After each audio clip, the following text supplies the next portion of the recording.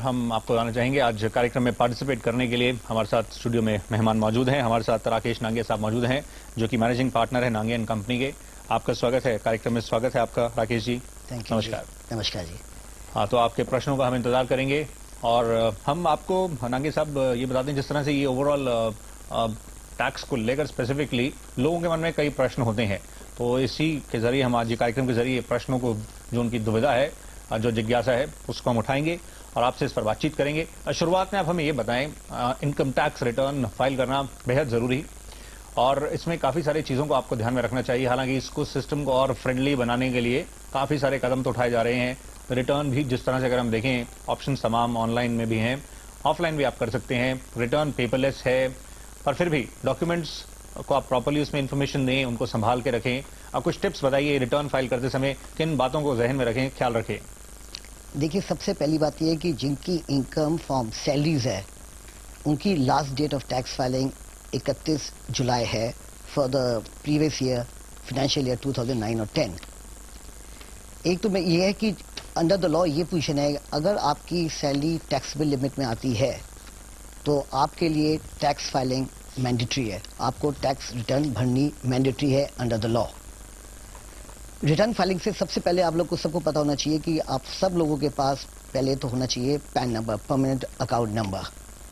इसके बिना आपकी रिटर्न एक्सेप्ट नहीं होती। सो जितने भी एसएससी हैं जिनकी इनकम सैलरी टैक्सेबल है, तो उनको पहले सबसे पहले पैन नंबर होना चाहिए। दूसरी चीज है, जब आपकी टैक्सेबल है तो हम लोग को कोशिश करनी चाहिए कि जो हमारी टाइम लिमिट है 31 जुलाई, हमारी सबकी रिटर्न फाइल होनी चाहिए। और ये गवर्नमेंट डे बाय डे आप देखेंगे एक फैसिलिटेट कर रही है सैलरी रिटर्न्स जिनकी है, सैलरी इनकम है, कि वो एक सिंप्लीफाइड फॉर्म में रिटर्न को भरें। उनके लिए कंप्लायंसेस कम से कम हो, पेपरलेस जितनी हो सकती उतनी पेपरलेस करे।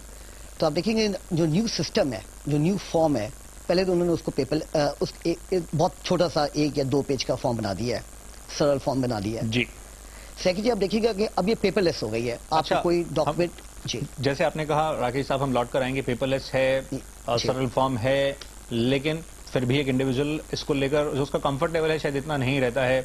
प्रश्न इसलिए काफी रहते हैं। आइए हम प्रश्नों का सिलसिला ही शुरू करते हैं, फिर हम आपसे और इस पर राय लेंगे। इसके माथुर साहब नासिक से इस वक्त हमारे साथ फोन लाइन पर मौजूद हैं। माथुर साहब बताइए, स्वागत है आपका। प्रश्न बताइए। नमस्कार सर। जी नमस्कार, बताइए। मेरा क्वेश्चन ये है कि जो आदमी डिफेंस सर्विसेज में होता है और मेडिकली बोर्ड आउट हो जाता है, मेडिकल पेंशन मिलती है, वेरी स्मॉल अमाउंट, और एक पीरियड ऑफ टाइम वो डीए बढ़ के अगर 4000 तक हो जाए, तो ये जो मेडिकल डिसेबिलिटी पेंशन है, इज इट टैक्सेबल? आपका प्रश्न हमें आपका प्रश्न पूरा, आप एक बार प्रश्न दोहराएंगे? आपका प्रश्न क्लियर नहीं है, आप क्या जानना चाह रहे हैं? कि जो डिसेबिलिटी पेंशन होती है डिफेंस सर्विसेज में जी, is that amount taxable? Okay, आप उस श्रेणी में आते हैं? हाँ जी। देखिए पेंशन, हाँ देखिए पेंशन जो है इट इज टैक्सेबल। अगर किसी को भी जो पेंशन मिलती है वो इनकम फ्रॉम सैलरी के हेड में वो टैक्सेबल आती है।